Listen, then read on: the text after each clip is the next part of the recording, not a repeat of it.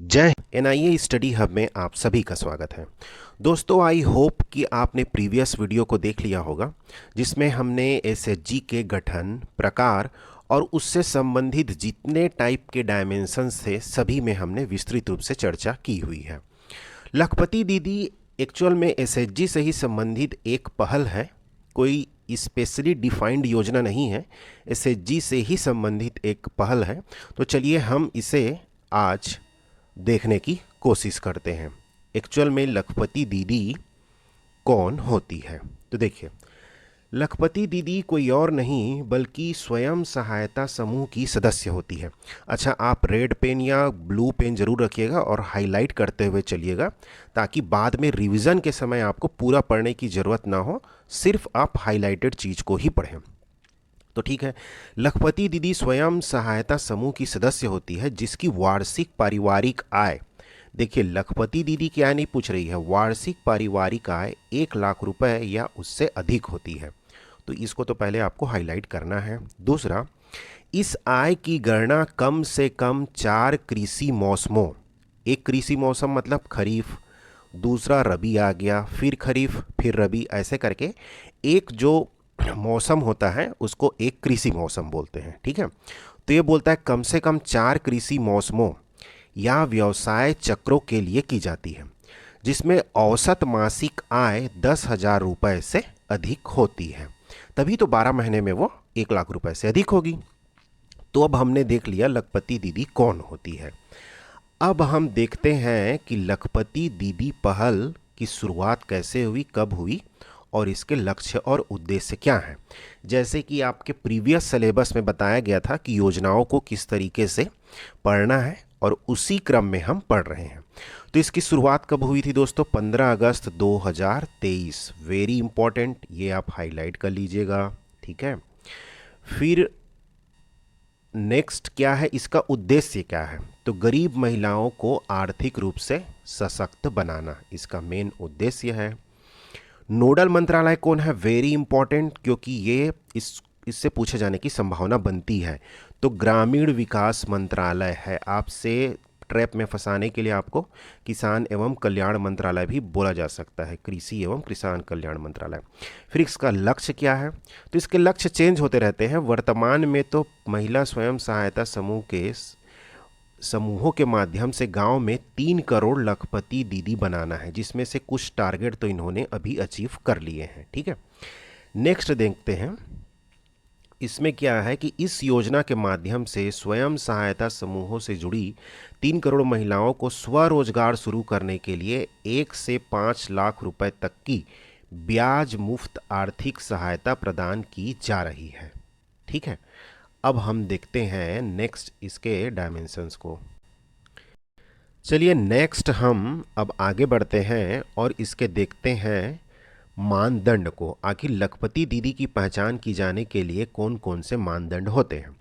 संभावित लखपति दीदियों की पहचान करते समय स्वयं सहायता समूह की सभी श्रेणियों को समान अवसर दिया जाता है। ये देखा जाता है कि किसमें संभावित रूप से लखपति दीदी बनने का पोटेंशियल देखा जाता है, उन्हीं का पहले चयन किया जाता है।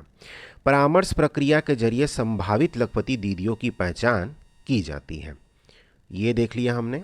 अब आगे देखते हैं विशेषताएं। आखिर इस लखपति दीदी योजना की विशेषताएं क्या हैं? तो कृषि गतिविधियों के लिए महिला स्व सहायता समूहों यानी एसएचजी को ड्रोन उपलब्ध कराए जाएंगे। इसके माध्यम से ही भी वो आगे बढ़कर हिस्सा लेंगे, आर्थिक क्रियाओं को अपने दैनिक जीवन में शामिल करेंगे। ड्रोन संचालन और मरम्मत का प्रशिक्षण दिया जाएगा। कुछ तो ड्रोन संचालित मतलब ड्रोन पायलट बनेंगे, वो अपनी आजीविका को बढ़ाएंगे।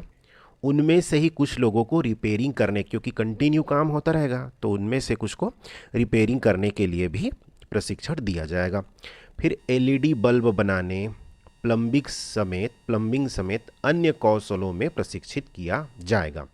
तो इन सभी के माध्यम से गवर्नमेंट का ये उद्देश्य है कि उनकी वार्षिक आय को 1,00,000 रुपए और 1,00,000 रुपए से अधिक के लक्ष्य तक पहुंचाना है। इसीलिए इस योजना का नाम रखा गया है लखपति दीदी योजना। तो आई थिंक इन दोनों सेशंस के माध्यम से हम एसएचजी और लखपति दीदी को अच्छे से समझ चुके हैं और इनमें से अब जो क्वेश्चन आएंगे वो एटलीस्ट आप लोगों से नहीं छूटेंगे।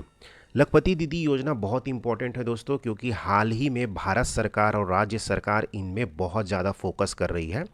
और आप देखिए ना, ग्रामीण स्तर की हम बात करें तो वर्तमान में कृषि है ना और एसएचजी आर्थिक क्रियाकलापों के लिए बहुत ही ज़्यादा जिम्मेदार है और इनकी बड़ा योगदान है आर्थिक गतिविधियों में ग्रामीण स्तर पर। तो इन दो चीज़ों को आप अच्छे से प्रिपेयर करिएगा।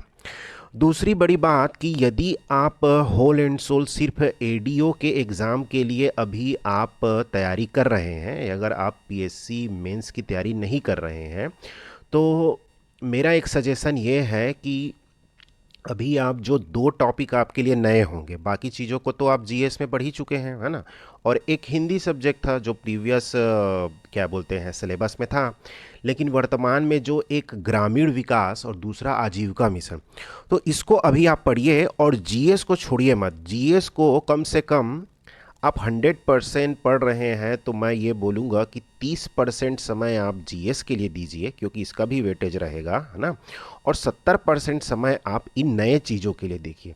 ये 30% चीज़ों को आप पहले पढ़ चुके हैं तो वो आपके माइंड में तो अभी फ्रेश है, लेकिन धीरे धीरे इसको चलने दीजिए, रिवीजन करते रहिए, पीवाईक्यू लगाइए और कुछ टेस्ट सीरीज़ वगैरह ज्वाइन करना है तो वो भी ज्वाइन कर लीजिए। 70% समय आप इन 2 नए चीज़ों को दीजिए, क्योंकि इसमें बाद में आपको समय नहीं मिलेगा, इसलिए अभी से इसको धीरे धीरे पढ़ते जाइए।